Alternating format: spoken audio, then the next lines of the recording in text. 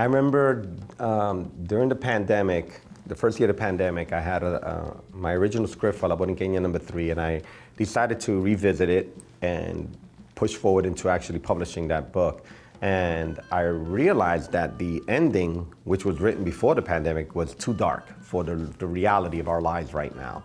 So I had a conversation with my two sons, and I told them, I'm going to change the ending of this book, and I want to use this as an opportunity to introduce a new superhero team for La Borinqueña. Can you both help me develop these characters? My youngest son, Ennio, who's now 7, told me, I think that the team should be almost all women, because every superhero team out there is almost all guys with like one woman as kind of like the lone woman, like Wonder Woman or Black Widow.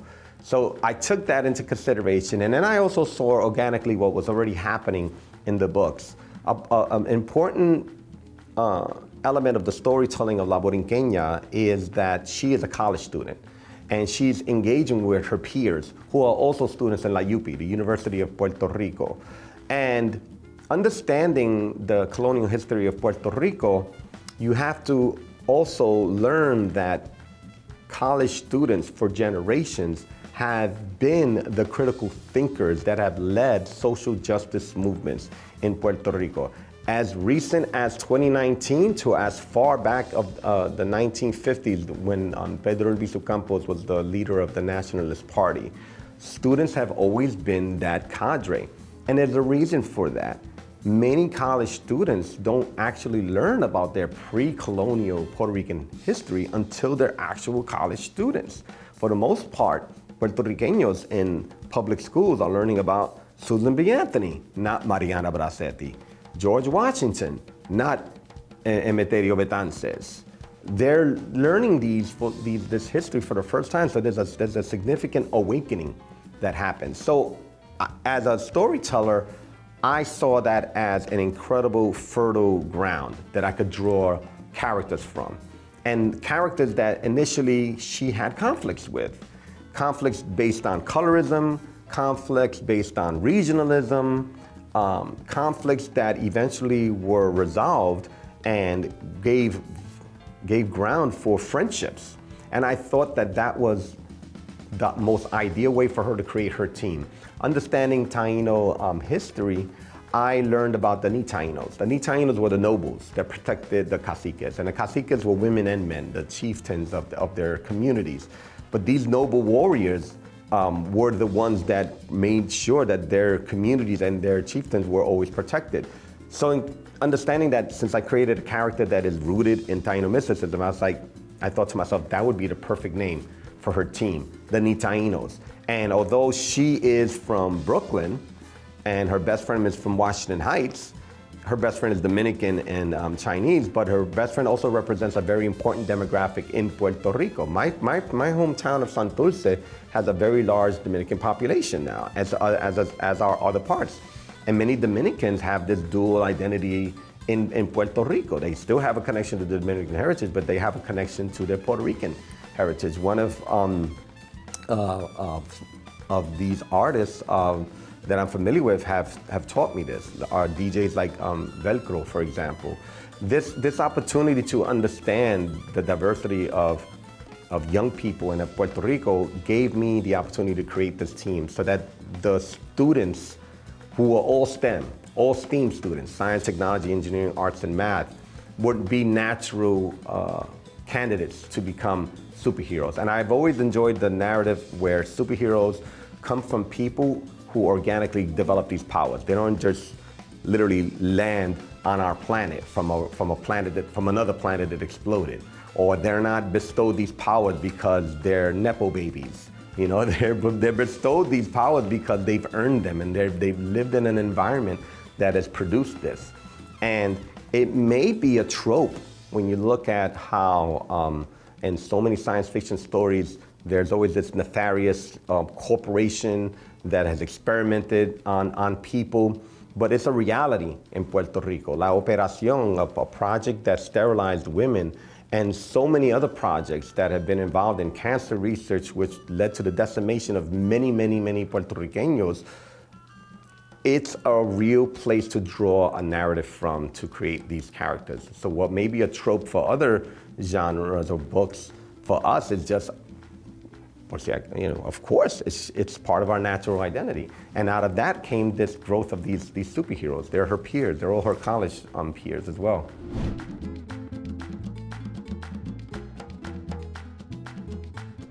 So the founder is La Borinqueña herself. The second member of the team is Lala Leu, who's her Chinese-Dominican best friend, who now lives in Puerto Rico with her. She goes by the name of Luz. She has the abilities and strength that draw from bioluminescent energy. She can literally charge up her body into light energy, create bioluminescent force fields around herself. Another character that we created is Iguaca. She has tech wings, but she has the natural ability to communicate with Iguacas, who are the indigenous parrots of Puerto Rico, also known as the Amazons. Brismal is our Mecha. She is actually the pilot of Vejigante. That was a fun character to create because many people automatically assume that a mecha would be piloted by a man. And the mecha has this kind of like androgynous body, because we're not gonna add hips and curves to a mecha, because I think personally that looks ridiculous. But the mecha is inspired by this current wave of love of Japanese manga and anime in Puerto Rico and amongst Gen Z and millennials. And I've always seen this connection between the folkloric cultural masks of the Vejigantes and the mechas. Like, I grew up with the Shogun warriors with these elaborate horned helmets, these giant robots, and I see that, so we created a mecha for Brismal. The last character is Oro, El Coqui Dorado. Oro is actually our first spin-off. Oro is the first character to get his first solo issue, aside from La Borinqueña, in this universe they created. Oro was also co-created by my 7-year-old son. We have a Vejigante mask that was gifted to us from Corporación Piñones Se Integra, COPI, an organization in Piñones, Loíza, in Puerto Rico that is dedicated to environmental justice. And this Vejigante mask is literally carved out of a coconut husk, painted yellow, and has 3 horns, just like Oro does. So Ennio created this costume design for a character, but he didn't have a name for it. So we co-created this idea of Oro El Coqui Dorado, and he's a character that's associated with the indigenous tree frog of Puerto Rico, the coqui. And he has the ability to shrink down to the size of a frog, but he also has superhuman agility and abilities. And a lot of the superheroes are connected to magic.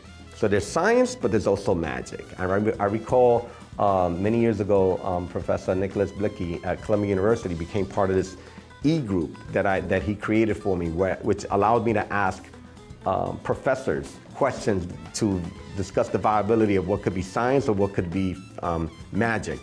And a lot of times, Nicholas would say, that's magic, put that in the magic category. So I don't have to, in a nerdy way, try to over-explain things scientifically. I'll go, you know what? He can shrink because it's magic. I don't need to create my own version of pin particles. I have Taino magic.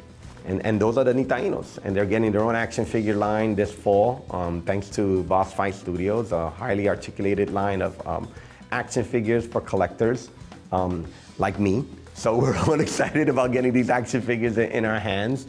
And it's exciting that, 7 years into this publication, we're still receiving attention, we're still able to raise money, we're still able to introduce new readers to our work. La Borinqueña #1, which was published in 2016, is still our best-selling book.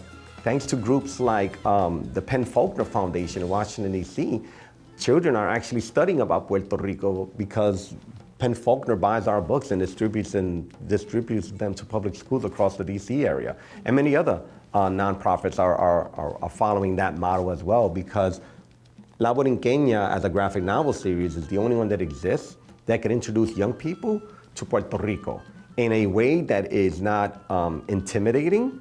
The book's bilingual. We have the technology now with our smartphones that we can scan something and it'll translate it for us immediately. And it's an opportunity to introduce to Latinx students across the United States a hero that looks like them, that sounds like them, and eats like them. She loves sancocho, and who doesn't?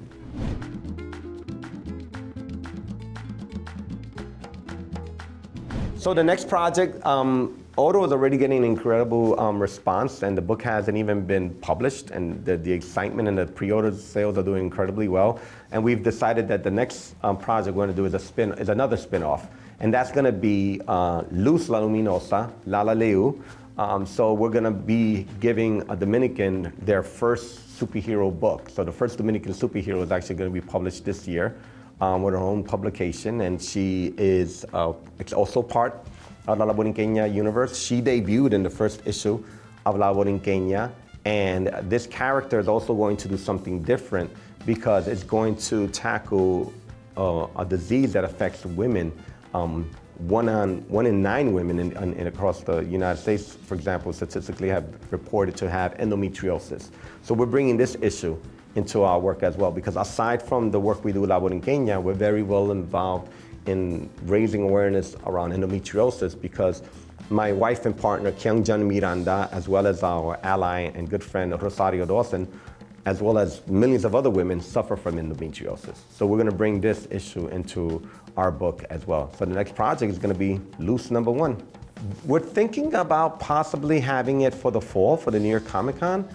There's a documentary that my wife is involved in. She's one of the featured subjects in the film, and that is actually going to debut on the 21st of June, on my birthday, nationally on PBS.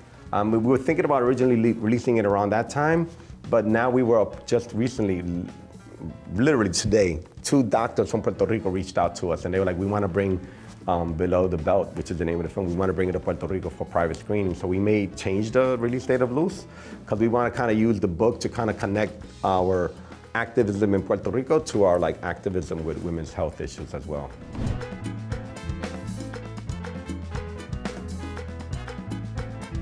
Being an independently published graphic novel series, the opportunities that we've been afforded and have come upon are incredible. Even the support that we've received from US institutions like the Smithsonian.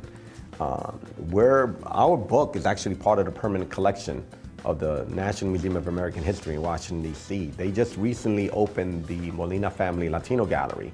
And in the back of the gallery, they have a children's library, and all of our graphic novels are actually in the children's library. And that just blows me away that our small studio is able to create work that finds itself alongside historical artifacts. And it connects to the fact that we definitely, as a publication, dabble with historical fiction, and that is definitely a point of inspiration for us. And it's always an opportunity to, well, like we say in Spanish, to kind of drop a little indirecta, kind of like a little Easter egg there, kind of like a subliminal message. And again, we will do a name drop, right? And a name drop is there for you to say, wait, is that a real person they're mentioning, or is that an actual fictional person? And we did a lot of name drops in issue #3 to give people kind of an opportunity to do a deep dive themselves. And I think that is what I've learned from pop culture.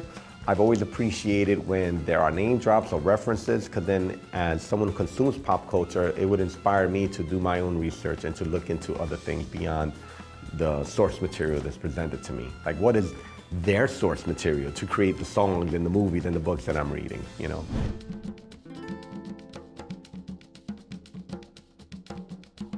Our action figures are going to be released this fall. In October, we're looking at having the release of our first wave of La Borinqueña's action figure, which include La Borinqueña, Luz, Oro el Coqui Dorado, and our first supervillain, La Gárgola. And our books are all available on our website, www.la-borinquena.com. We keep it independent so that we get 100% of the sales to continue to do our philanthropic work. And also, when you visit our website, it's an opportunity to learn about the organizations that we're supporting. And we believe in transparency. So if one of these nonprofits speak to you, we encourage people to reach out. Their contact information is there. You can plan a visit, or you could even do your own direct support of the work that they're already doing in Puerto Rico. Don't forget to subscribe to our channel and check out more io9 videos here on YouTube.